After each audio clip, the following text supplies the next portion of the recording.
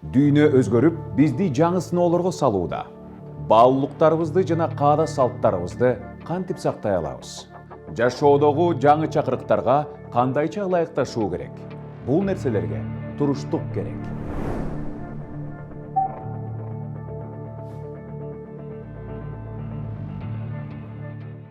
Мен Урмат Борченов, бул туруштук программасы. Саламатсызбы? Пандемия учурунда стресстин деңгээли балдарын кантип багам деген ата-энелерде гана эмес, балдарда дагы жогору болду. Анткени ар бир бала пандемиядан чочулаган туугандары каза болуп жаткан, ата-энеси ооруп жаткан көрүнүштөрдү башынан кечирүүдө.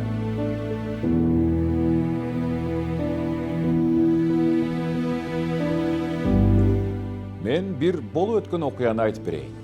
Таанышым коронавируска кабылып, өзүн үй бүлө мүчөлөрүнөн обочо кармап, өзү жаткан бөлмөгө балдарын киргизбей, оору менен күрөшүп жатты.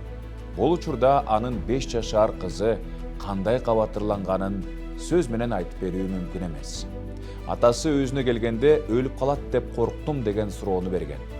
Балдар башынан өткөргөн кыйынчылыктарды ачык айтпаса да, сиз менен биздей эле ар бир болуп өткөн нерсеге кабатырланып, жакындарынын ооруп калуусунан, алардын өлүмүнөн коркуп, бизге тааныш эмес жүрүм-турум эрежелерине баш ийип жатышат. Демек, алар да жоопкерчиликти сезүүдө. Алсак Жапонияда балдар арасында сурамжылоо жүргүзүшкөндө, көптөрү коронавирус менен ооругандыгын жашыраарын айтышкан. Анткени алар кодулоодон коркушкан. Ошондой эле айрымдары коронавируска кабылган курдаштары менен байланышууну каалабайбыз деп жооп беришкен. Бул эмнени билдирет? Демек, балдар деле биз сыяктуу коркуу сезимдерин баштан кечирүүдө. Чындыгында чоңдор да коронавируска байланыштуу бир катар басмырлоолорго туш болушту. Айрымдар коңшуларынын реакциясынан коркуп, үй бүлөсү ооруп жаткандыгын жашырышкан. Кесепетинде алар менен байланышта болгон адамдар коронавирусту жуктуруп алган. Мунун баары эл эмне дейт деген тайкы түшүнүктөн, же болбосо жоопкерчиликти сезбеген аракеттерибизден улам болгон. Балаңыздын стресске кабылганын кантип билүүгө болот? Балдардын стресске кабылышы ар кандай жолдор менен байкалат. Кимдир бирөө чоңдордун көңүл буруусун талап кылат.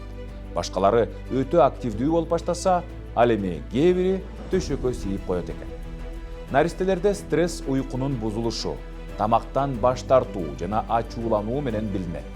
3 жаштан 7 жашка чейинки балдарда стресс уйкунун бузулушу жана иштин оорусу жана нервтенүү, адамдардан коркуудан жана ата-энесине өтө жакындоо же тескерисинче оолак болушу, өлүм жана өлгөндөр жөнүндө ой жүгүртүүсү, агрессивдүүлүк менен байкалат. Ал тургай, балдардын күтүүсүз адаттарды өздөштүрүп алуусу да стресстин белгиси. Мисалы, айрымдар наристе мезгилинен тартып эле баш бармагын же тилин соруп баштайт. 8 жаштан 11 жашка чейинки балдарда стресс уйкунун качышы же тескерисинче уйкусуроо менен байкалышы мүмкүн. Балада табиттин жоголушу же тескерисинче адаттагыдан көп тамактануусу болушу мүмкүн. Анын заңы өзгөрүшү мүмкүн. Мисалы, ич өткөк башталат. Стресс өзүн өзү төмөн баалоо жана бир нерсе үчүн күнөөлүү болуп калуудан коркуу, тез чарчоо жана окуудагы жетишкендиктеринин төмөндөшү менен да байкалышы мүмкүн. Бала окуяларды бурмалап, калп айта башташы мүмкүн. Пессимисттик маанайда болуп, өзүнө зыян келтирип, достору менен байланышуудан баш тартышы мүмкүн. Айрымдары тынчсыздануудан улам сүйлөө жөндөмү начарлап, кекештенип, нервтик тиктерге алып келиши мүмкүн. 12 жаштан 17 жашка чейинки балдарда стресс уйкуга байлануу, нервтик тиктерге жана баш ооруларга алып келиши мүмкүн. Ошондой эле бала бир нерсе үчүн өзүн күнөөлүү сезип баштайт. Жалгыз калуудан коркуп, жалгызсырап, ал тургай өч алуу планын түзүшү мүмкүн. Ошондой эле өспүрүм алаксып, ичкиликке же баңгизатка берилип, үйдөн жана мектептен качып башташы мүмкүн. Эгер балаңыз стресске кабылсачы, баланын тынчсыздануусунун себебин мүмкүн болушунча боорукердик менен таап, кырдаал жөнүндө ал түшүнгөн тилде сүйлөшүү керек. Дүйнөлүк саламаттыкты сактоо уюму балдардагы эң кичинекей даттанууларга да көңүл бурууну сунуштайт. Бала үчүн бул көйгөйлөр башкача айтканда масштабтуу болушу мүмкүн. Балага көйгөйлөрдү чечүүгө болоорун түшүндүрүп, аны кубаттап, колдоо көрсөтүп, көйгөйдү чечүү үчүн кеңеш берүү керек. Эгер сиз балаңызды стресске кабылган деп ойлоп, бирок ага толук ишене албай жатсаңыз, анда ага маанайын сүрөткө тартып берүүсүн өтүнүңүз. Ошондой эле сиз баланы эмоциялар менен ойноого чакырсаңыз болот. Сиз ага эмоцияны атаңыз. Ал аларды көрсөтүшү керек. Оюндун жүрүшүндө ал мындай эмоцияны башынан өткөргөнүн сурасаңыз болот. Жалгыздыктан коркуу сезимин жөнгө салуу үчүн 5 жашка чейинки балдар менен куурчак ойноо сунушталат. Театрлаштырылган оюн-зоок уюштуруп, куурчактардын, жаныбарлардын мисалын колдонуп, шарттуу көйгөйдү жана аны жөнгө салынышын ойногон туура. Чоңураак балдар үчүн алар каармандар катары катыша алган оюндар ылайыктуу. Мисалга, сиз шарттуу түрдө падышалар жана ажыдаарларды ролго бөлүп алып ойноп, фантазиялык оюндун сюжетин өз алдынча ойлоп тапсаңыз болот. Мисалы, хан менен апенди, алтын чач жана жез кемпир сыяктуу оюндарды ойноп, бала кесепеттерди жана тобокелдиктерин билиш үчүн чыныгы көйгөйлөрдү өзүңүз ойлоп табыңыз. Баланын стресске кабылышы жана психологиялык абалынын начарлашы ар кандай себептерден улам келип чыгышы мүмкүн. Эгерде бала коронавируска тынчсызданып жатса, анда ага пандемия жөнүндө айтып, эмне үчүн аралыкты сактап, колдорду жууш керектигин түшүндүрүп, мисалы, вирустар жана микробтор жөнүндө билим берүүчү видеолорду көрсөтүңүз. Бүткүл дүйнөлүк саламаттыкты сактоо уюму ата-энелер балдарына эгер жакын адам ооруп калса, балким үй бүлө мүчөлөрүнөн обочолонбосо, окуянын кесепети кандай болуп кетээрин айтып берүүсүн өтүнөт. Эгерде үй бүлө мүчөсү ооруканага жаткырылса, балдар тынчсызданбашы үчүн онлайн же телефон аркылуу байланышып турган жакшы. Эгерде жакындар каза болсо, балдардан жашырбастан баардык чындыкты ачык айтып, бул жашоо ушундай түзүлгөнүн түшүндүрүп берүү керек. Бирок баланын абалы башка көйгөйлөрдөн улам өзгөрүшү мүмкүн. Аны мектепте коркутуп үркүтүшү мүмкүн, же ал жасабаган нерсе үчүн айыптоо, же ата-энесинин таанышынан, көбүнчө тууганынан зордук зомбулук көрүшү мүмкүн. Мындай учурда ата-энеси окуяны билип калса, сабайт деген коркунуч болушу мүмкүн. Анткени агрессор ата-эне балдарга күнөөнү коюп, башка бирөөнүн сөзүнө калбоо үчүн балдарды жазалоого барат. Бул нерселерден улам балдар өздөрүн күнөөлүү сезип, өмүрүнө зыян келтириши мүмкүн. Дүйнөлүк саламаттыкты сактоо уюму ата-энелерден балдарын жалгыз калтырбоону, аларга көңүл буруп, дайыма алар менен сүйлөшүп турууну сунуштайт. Балдар өзүн эч кимге кереги жок деп айта баштаса, жакындарга болгон сүйүүсүн адаттан тыш жол менен айтып, коштошкондой жана досторуна маанилүү нерселерди беришсе, өлүм фантазияларын жана өз жанын кыюу нерселерин айта баштаса, аларды психологиялык жардам кызматы менен байланыштырууга кеңеш берет. Биздин ишибиз, жашообуз, өзүбүздүн түйшүгүбүз маанилүү. Бирок баланын жашоосунан өйдө турбасын унутпашыбыз керек. Чоңдордун балада эмне болуп жаткандыгын байкабай калуу адаты бар. Алар кичине кезинде кандай кырдаалды башынан өткөргөнүн унутуп койгондой. Эгерде бала үйдөн качып, окууну токтотсо, өзүнө зыян келтирсе, же эң жаманы, өз өмүрүнө кол салса, анда ата-энелер мындай чечимге эмне себеп болгонун көп билишпейт. Себеби күнүмдүк жашоо жана үй бүлөнү багуу аракети менен жүрүп, чын жүрөктөн баарлашууну унутта калтырышат. Пандемиянын терс жактары гана эмес, пайдалуу жактары да бар. Биз балдарыбыз менен жакындан сүйлөшүп, алар менен жылуу жана чынчыл мамилелерди түзө алабыз. Жакындарыбыздын коопсуздугун сактоо үчүн бул мүмкүнчүлүктөрдү колдонсок болот. Мен Урмат Борченов, бул туруштук берүүсү. Сиздер көрүп жаткан туруштук берүүсү бүгүн бизде байланышта балдар психологу Бакытов Тынчтыкбек мырза биздин көрөрмандар тарабынан эң көп берилген суроолорго жооп узатат. Анда эмесе, Тынчтыкбек мырза, саламатсызбы? Саламатсызбы? Дароо суроолорго өтөрөлү анда.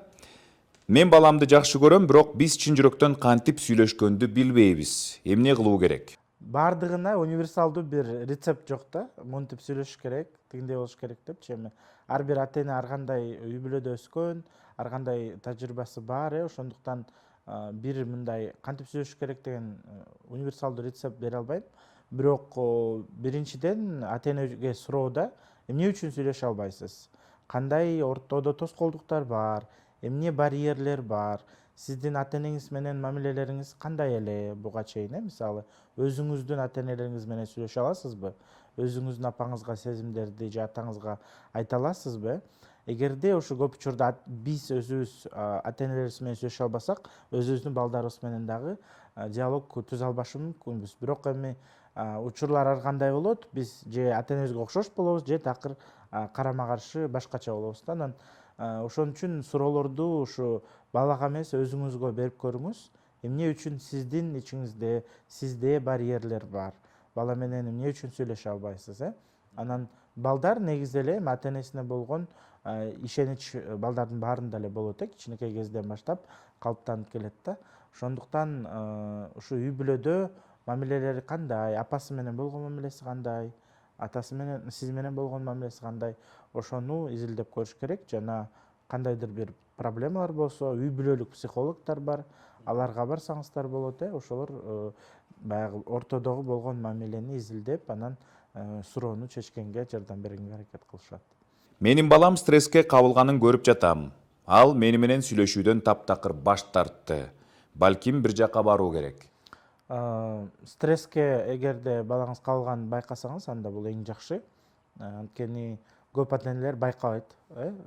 Стресске кабылдыбы, депрессия болуп атабы, көңүлү чөктүбү. Биринчиден ушул айлана чөйрөсүндө кандай болуп атат, кандай мамилелери бар балаңыздын, ошону изилдеп көрүш керек. Мектептен сөзсүз түрдө класс жетекчиси менен, бала бакчада болсо тарбиячысынан сурайбыз. Достору барбы балаңыздын, канча адам менен сүйлөшөт, социалдык тармактарда өзүн кантип алып жүрөт, мисалы туугандары менен да кандай сүйлөшөт.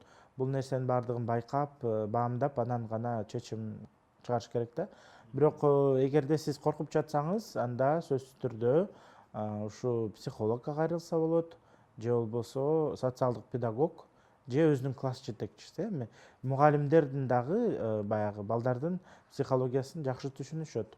Айыл жергесинде болсо, психологдор жок болсо, ошолорго кайрылсаңыздар, алар жардам бергенге аракет кылат. Мен кичине кезимде мектепти таштап, же терс мүнөзүмдү көрсөтсөм, ата энем мени жазалачу. Мен балдарымды да ошондой тарбиялайм. Бул туурабы?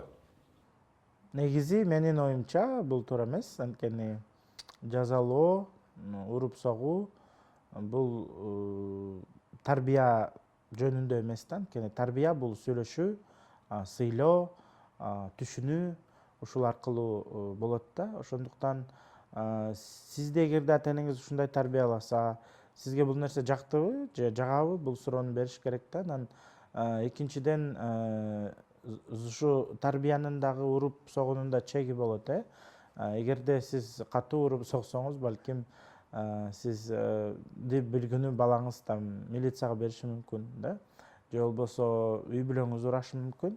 Ошондуктан ойлонуңуз, азыр ушул кылып аткан, көрсөтүп аткан мамилеңиз балдардын туура психикалык өнүгүүсүнө жардам береби же жокпу? Алар чоңойгондо кандай болот депчи. Ошондуктан биринчиден өзүңүз ойлонуп, анан керек болсо ушу реабилитациялык кандайдыр бир программаларга катышса болот. Бирок бул туура эмес деп эсептейм.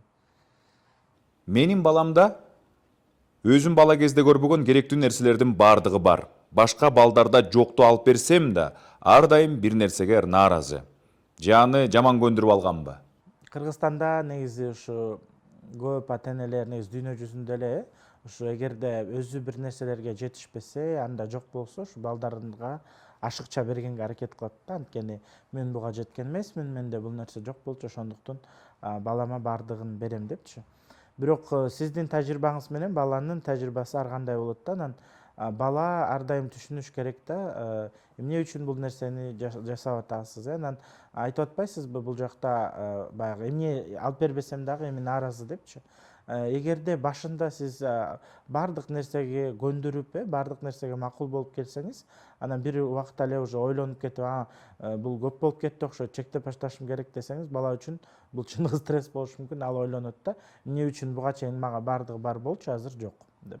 Мисалы биз балдарга телефон деле алсак, азыркы учурда биз балдардын баардыгын телефонго көндүргөнбүз. Сен бош телефон берип коебуз, ал мультфильм көрөт же оюн ойнойт, анан бошогондо ай сен чото телефонду көп аябай кармап калдың деген комментарийлер бар да. Анан бир күнү эле биз чектеп баштасак, алар стресс болот. Анткени буга чейин ал нерсе нормалдуу болуп келген.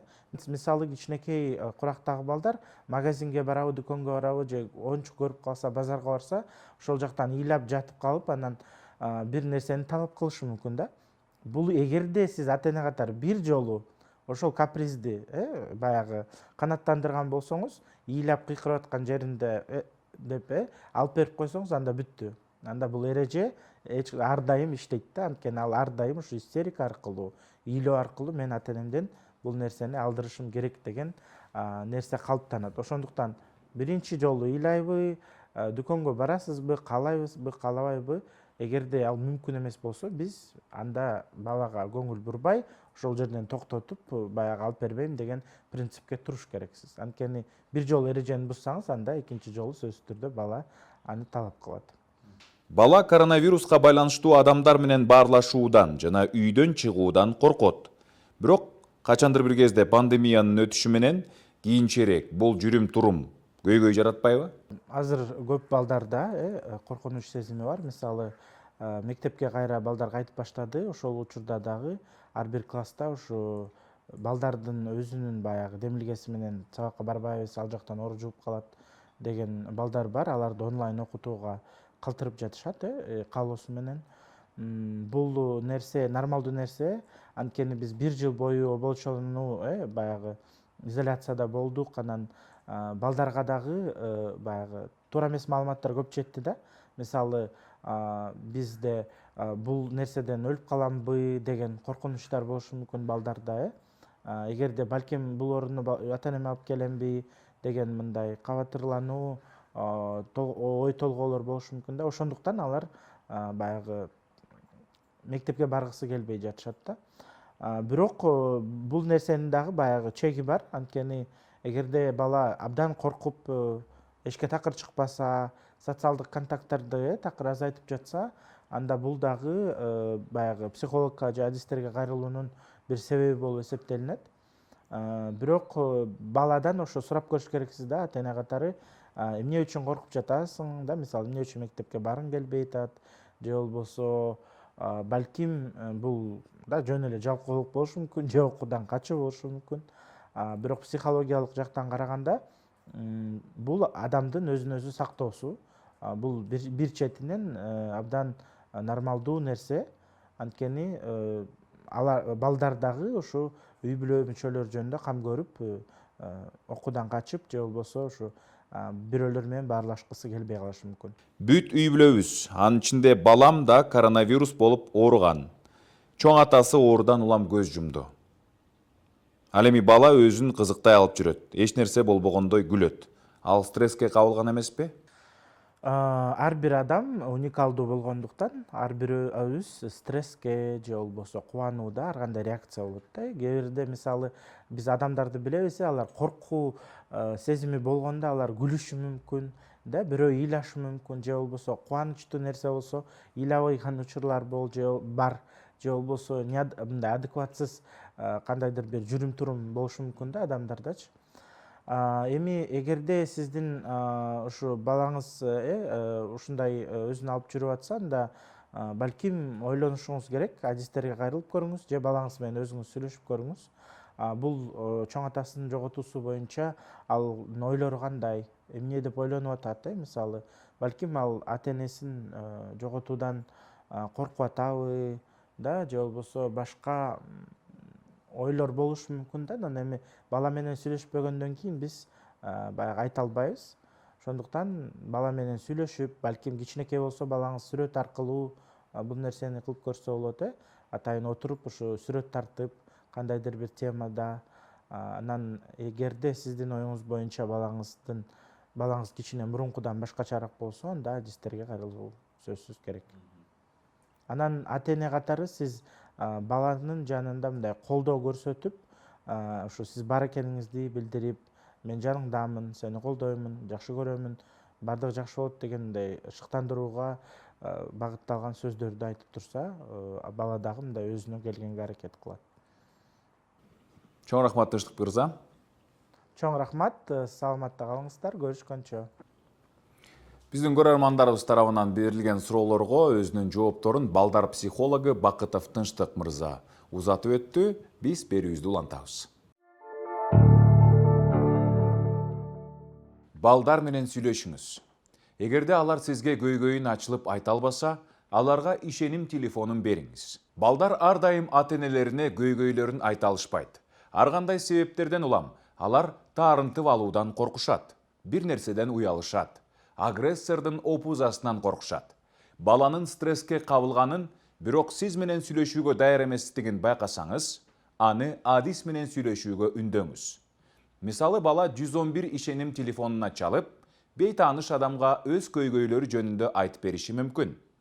Балким бул ага көйгөй тууралуу сүйлөшүүнү жана аны чечүү боюнча кеңеш алууга жол ачат. Ишеним телефону чалууларды эртең мененки 9-дан кечки 4-кө чейин кабыл алат. Пандемия жана үйдө окутуу баланы стресске кептеши мүмкүнбү? Анда кызыктуу нерсе жасаганга аракет кылыңыз. Жаздыктарды үйүп, же 2 отургуч жана жууркандан алачык жасап бериңиз. Балаңыз үчүн бул жер стрессиз жай болушу мүмкүн. Анткени бардык балдар жаздыктардан сепил курганды жакшы көрүшөт. Ал сепилге сиз дагы кирип, фонарь менен китеп окусаңыз болот. Сепил баланы тынчтандырып, үй бүлөдө көп адамдар бар болсо жана өзүнүн жеке бөлмөсү жок болсо, аз да болсо кыялын аткарууга мүмкүндүк берет. Кээде балдар мени жакшы көрбөйт, же сүйбөйт деген ишенимде болушу мүмкүн.